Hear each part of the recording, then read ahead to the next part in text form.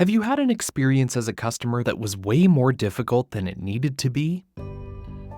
Maybe a restrictive return policy left you stuck with an item you can't use. Or your self-checkout experience had multiple unnecessary interruptions of, "Please wait for an associate." or maybe you navigated all the right customer support telephone prompts only to be told, "That's actually another department. Please hold while I transfer you." and then after explaining the issue again, Sorry, I don't know why you were transferred here. If I could place you on a brief hold, I'll connect you to the right number. and then it's back to the very beginning. Every time customers face obstacles like these, it erodes trust in the brand and opens the door for a competitor to win them over for good. But the brands that deliver world-class customer experiences recognize that a frictionless customer journey builds loyalty and engagement. And today's guests will share insights and strategies on how you can optimize your brand's customer journey to do the same. So today on Questions for Now, we'll ask, how can brands design and deliver seamless customer experiences?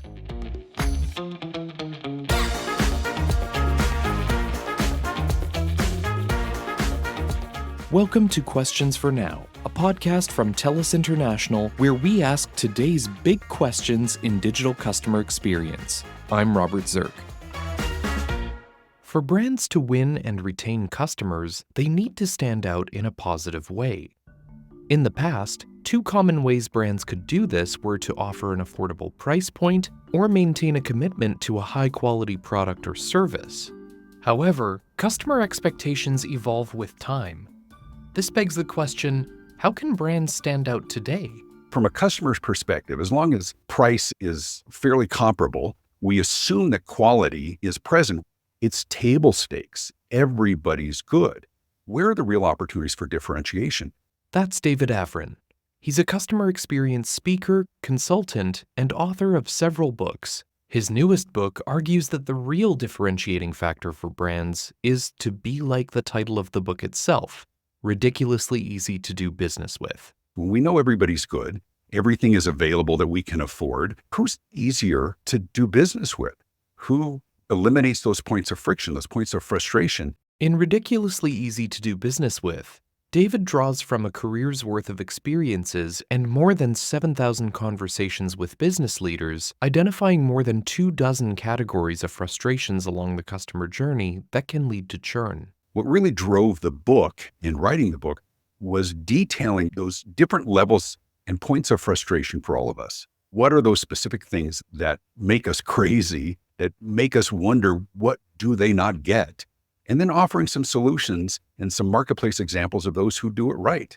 What he's observed over time is that some businesses that have historically succeeded in the marketplace for decades have since been reduced to a fraction of what they once were or gone out of business altogether because they failed to keep up with customer expectations. Customers are prioritizing speed of response, speed of access, speed of answer, speed of delivery, of course.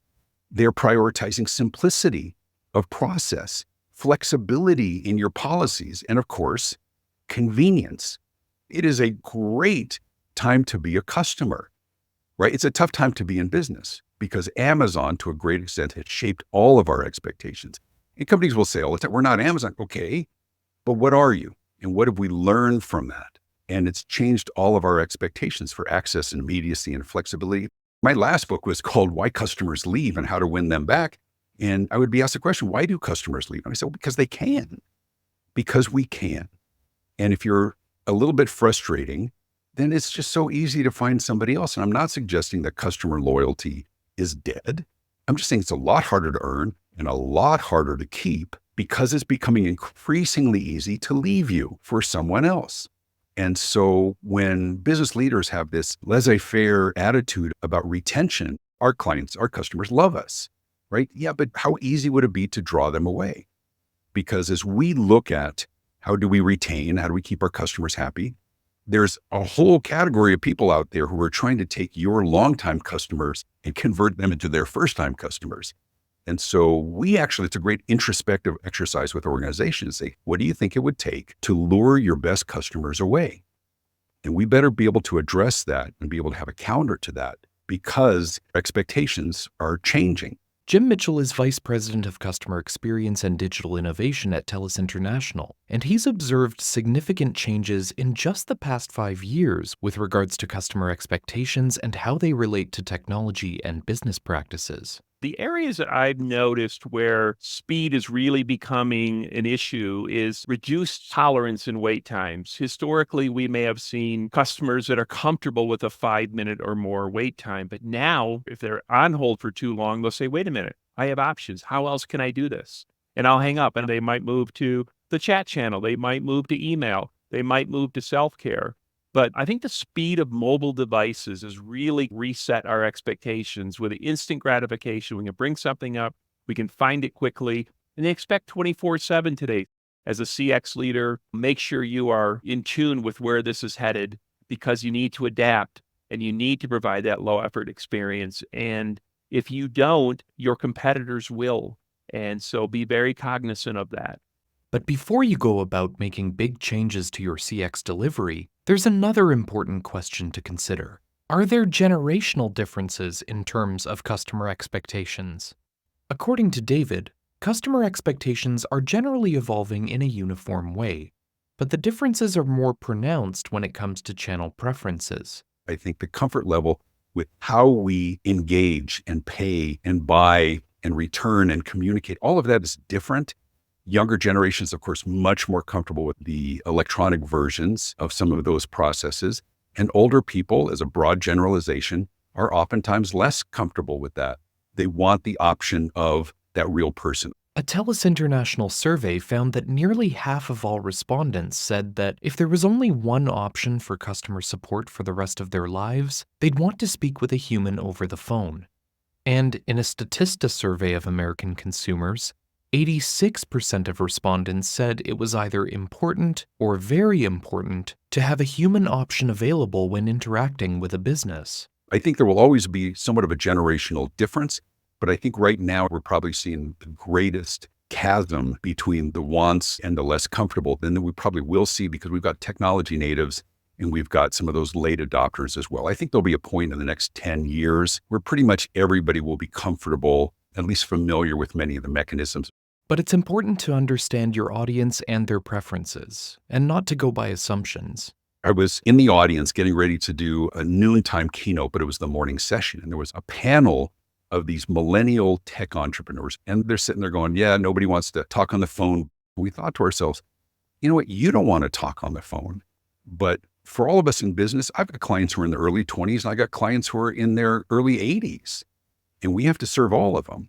You can talk to these prognosticators saying, here's how business is done. Here's how you do electronic transactions. But the reality is there will always be a portion of our audience, and those over 50 constitute the majority of the spending in America, who are less comfortable. So I think the onus is on us to accommodate as best we can. Doesn't mean we have to provide every option to every person across the board. It's not feasible. But I think we need to make an effort, whether it's how we pay or how we communicate. A frustrating example David recalled was when he went to get breakfast at a drive-thru on the way to a speaking engagement. I said, I'll do your $1.99 special. And they said, no, you have to use the app. And I said, well, I don't have the app. And they said, you can pull over and download the app. And I said, thank you for that permission. But when they said, we can't do it without it. So David pulls over. I filled out the form. I had to pull out my wallet. I had to enter my credit card information. Everything had to be perfect. And then I had to go back in line. They could have just given me the deal. Now I understand why they want to do it that way, but it makes it very difficult and very frustrating. And it was at the point of contact. They were about to make a sale and they added frustration to the process. I asked David whether he's seeing an increase in the amount of pain points along customer journeys. What we're seeing now is organizations adding friction to the process, all with the intention of capturing your information. I think we're in a phase right now where I think companies are experimenting. How much are we willing to put up with in the name of convenience? Well, it might be convenient for them, but it becomes less and less convenient for us. And of course, it's the law of diminishing return. At some point, we'll get frustrated enough that we're going to say, I'm done with this. I'm going to go somewhere else. He shared the example of Target, one of the largest retailers in the U.S. They're bringing back checkers. They're reducing the amount of self-checkout. They're restricting the amount of items that you can do with self-checkout. And I think it's because we're just still trying to figure out, we have the technology, we have the ability to offload certain things to customers, but I don't know that we're clear on how much we're willing to put up with. And so I think we're still shaking some of those things out. And I think a lot of that will be clearer in the next year or two.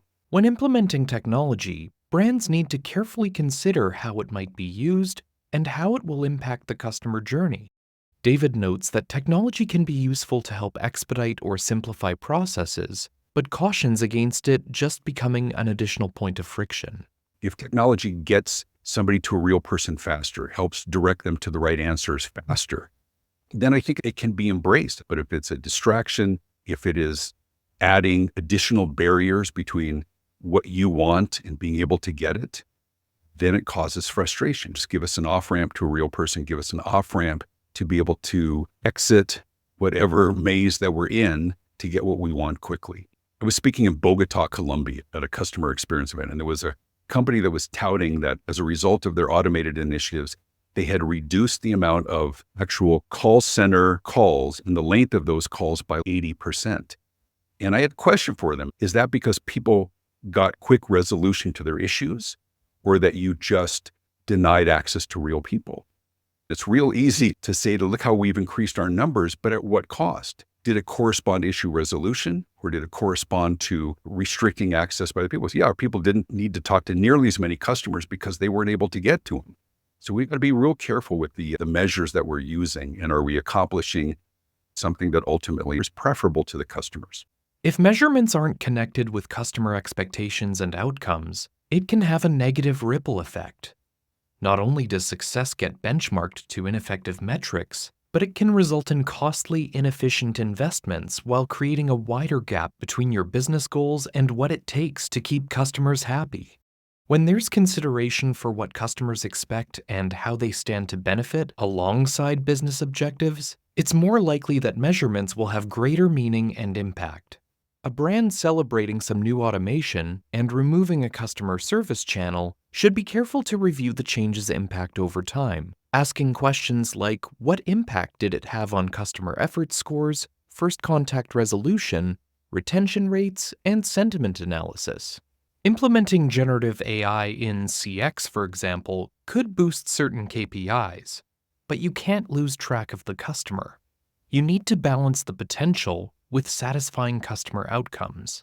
Today, many CX leaders are trying to do exactly that. I asked Jim about what he's seeing in the marketplace, and he referenced an Everest Group survey supported by TELUS International, where 200 CX leaders were surveyed, and only 7% actually had Gen AI in a steady state across the organization, meaning there's still a ways to go here. But what was interesting is that in the next 6 to 12 months, a majority of them have budgets and plans in place for getting into Gen AI. Some of the hesitation we're hearing right now is legal, security, compliance, data leakage. Those are all things right now that a lot of companies are facing. It's not just a matter of training the data and releasing the pod. But while they may be holding off on deployment for now, many brands are busy preparing generative AI instances. The same Everest Group survey that Jim cited shows that 55% of CX leaders have allocated at least $1 million of their budgets toward generative AI in 2024. The wave is building. Quite often we'll get questions like, so how do I get started? We developed an 8-week Gen AI Jumpstart program that helps companies identify areas to get started. And during this 8-week program, we get on and we understand their business, but they come out of the 8-week program with a Gen AI pilot. That's the whole idea. It's an 8-week program to get you started. It might be something simple like a co-pilot or an agent assist or something of that nature, but it gets the toe in the water, gets things moving. Jim went on to dive into an example of agent assist technology that TELUS International deployed in support of a North American client that was swamped with escalations. We went and we looked at it and we made one little tweak with what we called intelligent assist, better known in the market as an agent assist. But we focused on truck rolls, which is dispatching a technician to the customer's location, meaning that the team member is trying to prevent a truck roll, in this case, redispatch of actions. They had service fee refunds. They had techniques for identifying high-risk claims, Q&A for general account technical jargon. They had to learn mechanical, electrical, and plumbing codes. I only say all this confusing line of things to say the work was pretty complex that they were doing in defense of the agent without the proper training. After we deployed this digital coworker to really get in and address these areas, get this, we had a 40% improvement in CSAT, 9% reduction in average handle time, 90% accuracy in responses, which thereby reduced escalations. David notes that although it might seem counterintuitive in the short term, businesses need to make the touchpoints that are traditionally tedious for customers, like returns, cancellations, or reporting service outages, just as seamless as their initial purchase experience. The reality is the world is different. And today, we have a bullhorn that reaches around the world. We grew up in business understanding what we used to call guest relations philosophy, and everybody's heard some version of it, right? And it goes, the average person with a positive experience tells 2 or 3 people, but somebody with a negative experience tells 10 or some version of that, right? Today, none of that is true. Today, we tell thousands. Today, we tell millions. Today, the ramifications of underperformance, of frustrating your customers, of being difficult to work with, the ramifications are profound. Because as I said, we have the means and mechanisms to complain and reach people across the country, around the world. So I think even some of those traditional frustrating things, I think it's really important that we allow people to leave if they want to leave, because we're arming people who are very frustrated, and today getting more and more frustrated, to trash us online and otherwise.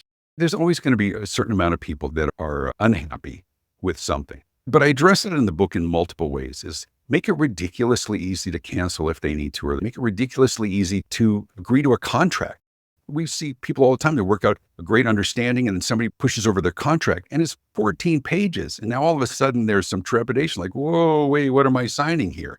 Jim shared an anecdote about a client that chose to pivot and make it easy for customers to cancel services. A very large subscription-based business had it set up to where the only way you cancel is you had to search around for an 800 number that was really hard to find. Otherwise, there was no chance of canceling. Then you had to call, and then team members were quick to overcome the objection. How can we save the customer?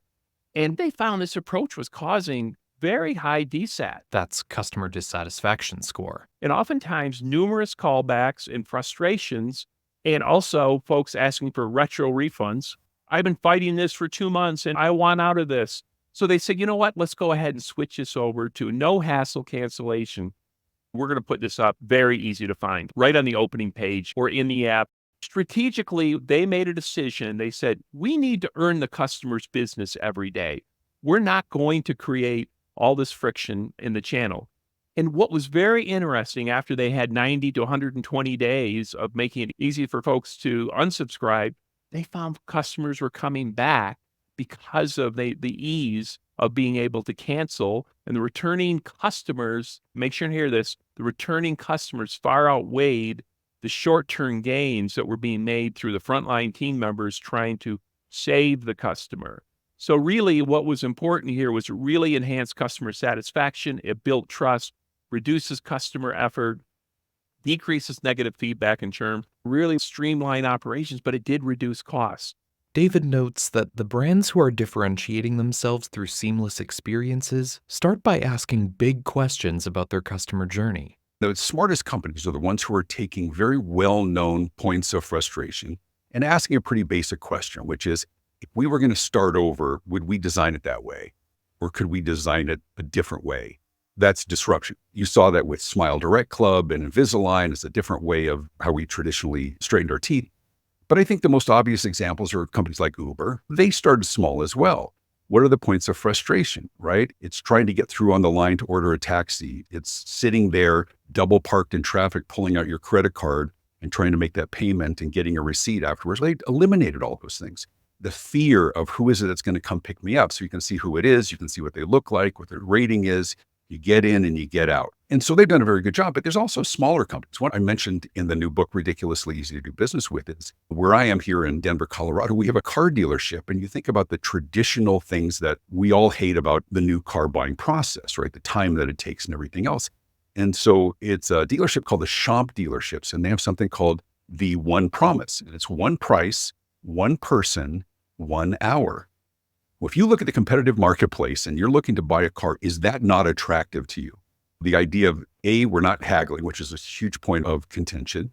We're not going to have to be there all day, which is that ploy that they use to try and get us to invest a whole day, and then we don't want to start over somewhere else. And so the whole idea of that one promise, that one price, one person, 1 hour, and yes, they did trademark that, is a brilliant example of identifying all those points of friction, the things that repel us as consumers, and saying, could we address it in a way that makes us not just competent, and this is the key, and it's throughout the book as well, but preferable.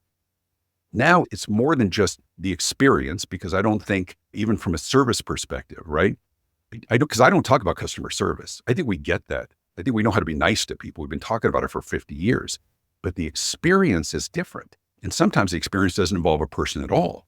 We think about the banking sector for eons. If you ask them what their competitive advantage is, they would all say the same thing. It's the relationship, right? We know our customers by name. 99% of my transactions now, my interactions, are on my cell phone.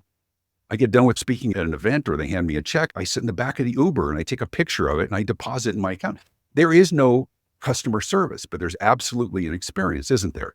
And so companies that are really smart, and most of them are very smart, are looking at ways, how do we shave off time? How do we simplify a process? How do we take a 14-step process and turn it into a 5-step process? And what we become in that process is preferable. Jim noted that to begin any type of process improvement, you need to start by understanding and mapping out the customer journey. You have to highlight where the easy wins are. What areas can you easily grab? What's your short and long-term roadmap? Where are your self-serve options? As a customer coming in, how can you provide the easy route for them to get their problem solved from a self-care? But mobile optimization is another big part. You got to look at mobile tools. Quite often companies are saying, we're putting this on the website. Well, we haven't got to the mobile yet. We need to get to the mobile, get to the app part of it. Basic examples of reducing a customer effort comes into live chats, proactive, reactive chats. Offer callbacks to reduce effort. I know it sounds basic, but offer callbacks. Don't let callers wait on hold too long if there's long hold times. Not a lot of companies deploy it, but it's something that's easily deployable. Proactive notifications. Let them know about service updates, order status, issues that have been resolved. Prevent that call. Inform them. Bring them up to date. A large online furniture retailer, I love it now when you order from them. They show you exactly where the truck is, like on a map on your phone. So I get this push notification that shows I'm out for delivery. It shows exactly where that truck is, and it shows when it's in my neighborhood and when they're going to make the delivery. I love stuff like that. Again, proactive. Does that prevent a call? Heck yes, it does, because I know exactly where my order is. Robust internal processes can help team members address many of the unknowns that customers are looking for answers to, which in turn creates seamless experiences for both your employees and customers. Jim shared the story of when he was visiting the in-house contact center of a logistics company. I remember within the first half hour, I'm sitting there and I'm doing side-by-sides and I have the headset on, and the agent looks down and he pulls his drawer open and he's got these spreadsheets laid out in his drawer. And on these spreadsheets were the most commonly asked questions. So after the call, I said, hey, you opened your drawer during the call. What was that all about? He said, the knowledge base is just so vast. You get in there, you can't find information. I have to put callers on hold. So we have this like under the waterline cheat sheet when new employees come on, really not supposed to have paper on the floor. Again, this is not our call center. This is a client call center. He said, we're not supposed to have these papers on the floor, but we still hand them out for survival. We have to have them. I said, so that's got to change. You have to have a better access. He said, I've been here 4 years. And he said, we just have learned to adapt so we can take care of the customer experience. So once TELUS International partnered with the company, it deployed speech analytics to identify the most frequent reasons for calls. We narrowed it down to about 50 knowledge base articles, which comprise about 90% of the call volume. And then what we did is we summarized those articles. Some of those articles were like 5 pages long. Put yourself in a frontline team member's position. Somebody's asked a question, you're not sure of it. You got to read 5 pages to get to the answer. That's just not right. So we summarize these articles down to just the concise information. What is it that they actually needed? From there, we then put it into a knowledge-based chatbot. And then we bolted it onto their current chatbot. Their IT department said, oh, we don't have time for any technology changes. We said, no, we got this. You won't have to do anything. We're just going to put it right on top of your current knowledge base and say, hey, more power to you if you can do it. We did it. And almost overnight, we saw a change in this. And so what happened was now imagine you're sitting at a frontline team member's desk and a question is asked. You drop in just a couple of keywords, the right side of your screen, the knowledge is summarized right there. And the coolest thing is the team member can actually respond to questions oftentimes without even breaking stride in the conversation. Because the customer is asking the question, they're putting a couple of words in, boom, it pops up. They look to the right, they grab the information. It reduced average handle time by 38 seconds, which was a 19% reduction. But here's the really important part. CSAT went up by 9 points. Why? We weren't putting callers on hold anymore. We had the information. We were making it effortless. But one of the key parts that I walked away with, frontline team member satisfaction went up because everybody wants to do a good job when they're taking care of the customer. But now they had the ability, especially the new folks in their first 90 days, to where they could actually respond quickly, respond promptly, get off the call and say, I did a good job. And the customer was happy. And the final result was lower attrition. Though traditional success metrics like CSAT and AHT are important, David advises CX leaders to also adopt additional approaches to understand customer sentiment, like social media monitoring and direct response questions. I think smart companies have strong voice of the customer initiatives where they're proactively asking the kinds of questions that are really important. And so I think there's no shortage of mechanisms. The question is, what are we asking, who are we asking, and why? And then, of course, there's frustration points that can come from asking too often. And so I just think it's important that we prioritize as an organization, whether small business or larger business, that we're hearing back from them and we're not becoming a frustration point. We've all had situations where we make a purchase and then we get an email saying, please take our survey. And then you don't. 2 days later, you get a reminder about doing it. And by the fourth time they've asked you to take their survey, your experience might have been fine, but now you're frustrated because you've been asked so many times. So I think we're still, once again, learning about where the public's tolerance is for that. I just think it's important that we have an organizational commitment to listening and a mechanism to do something with the feedback that we've received. And it doesn't mean that everything that somebody wants is something that we're able to provide, but I think early intervention is really important for those who might get frustrated and very quickly go and share something online. Every time I'm traveling, if I rent a car, I go back to Enterprise and they say, welcome back, Mr. Avrin. How was Camry or whatever? I said, it was fine. And then they ask me the same question every time.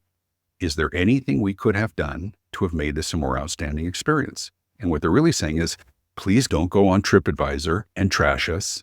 Let me fix it now. I think it's super smart, right? I've seen that in the middle of tables at restaurants saying, if something isn't right, don't tell Yelp. Tell us and let us make it right. I talk about the company Happy or Not. We've all seen those little kiosks with 4 buttons from a smiley face to a whatever. It's a way for people to say very quickly, did you like this? Did you not? And then further questions if you feel like it, but their response rate is 10 times the industry average because of the simplicity of the process. Nobody has to do anything onerous to give them the kind of feedback that they need. In other words, don't forget that the customer journey doesn't end once the sale is made. Brands shouldn't expect customers to take 20 minutes out of their day to complete several pages of a survey.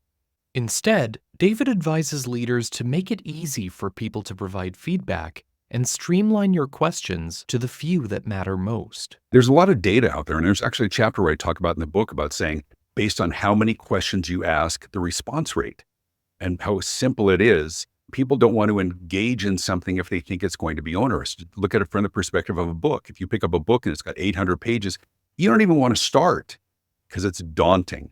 That's a bad word in business. If something seems daunting, they're less likely to embark on the process. And so smart companies are expediting, they're simplifying, they're cutting out process, and some still have to figure that out. But the marketplace speaks pretty clearly. In a PwC survey of American consumers, efficiency was identified the most in terms of its importance to the customer experience, as well as what consumers would be willing to pay more for. And a Forrester report shows that when companies solve customer problems faster, they're 2.4 times more likely to retain those customers. If you don't know where to begin on streamlining your processes and creating effortless experiences, Jim notes that a partner like TELUS International can help from the first stages of customer journey mapping to strategic digital transformation and beyond. What a lot of clients like is with us having over 650 clients, we can come to them and say, This is working with other clients today. We can reduce your risk. This is known. It will work for you. And because the conversation so oftenly goes back to ROI. If I invest in this, how long will it take for me to get a return on my investment? Will I see better CSAT? If you have those case studies, that really helps.